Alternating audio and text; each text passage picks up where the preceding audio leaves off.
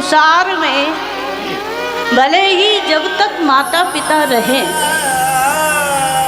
तब तक बच्चे माता पिता के महत्व को नहीं समझते, लेकिन जिस दिन दुनिया से माता पिता विदा हो उस दिन सही अर्थों में वो अनाथ हो गए। श्री भरत रोए हैं, मेरे पिता ने आखिरी समय क्या मुझे याद भी नहीं किया। पिता के लिए रो रहे थे, तब तक कैकेयी बोल पड़ी,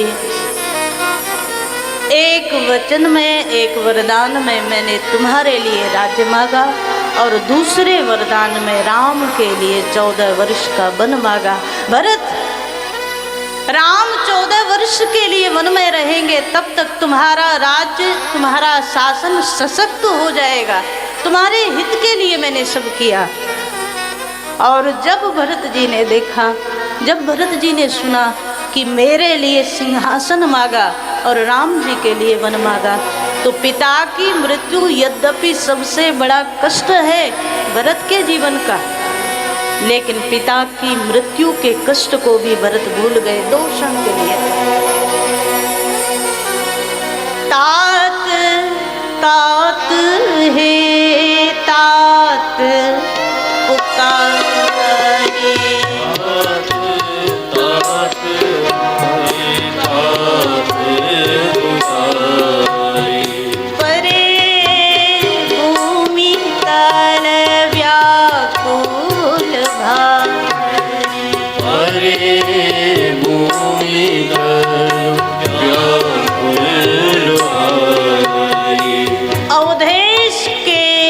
अवसान का कष्ट तो था ही, लेकिन राम के वन गमन का कष्ट ज्यादा हो गया। एक क्षण के लिए तो मौन होकर के बैठ गए भरत। कैकेयी समझाने के लिए आगे आई, भरत जो हुआ वो अच्छा हुआ। सत्ता जिसके पास होती है, सिंहासन जिसके पास होता है, शक्ति जिसके पास होती है, संसार उसी के चरणों में झुकता है, और वो सब मैंने तुम्हारे लिए मांग लिया। कैकेयी जब आज ये बोल रही है तो भरत जी ने अब आश्चर्य से देखा कैकेयी की ओर। ये वही कैकेयी है जिसकी गोद में भगवान बचपन में जब राम जी थे तो कभी कभी कौशल्या माँ की गोद में रोने लगते थे, और वो माँ लेकर के आती थी कैकेयी के पास और कैकेयी माँ की गोद में देती थी। मेरा राम सबसे ज्यादा सुख पाता है तो कैकेयी तुम्हारी गोद में पाता है। जिस राम को सबसे ज्यादा सुख दिया, जिस राम को सबसे ज्यादा प्रेम किया, आज ये वही कैकेयी है जिसने राम को वनवासी बना दिया।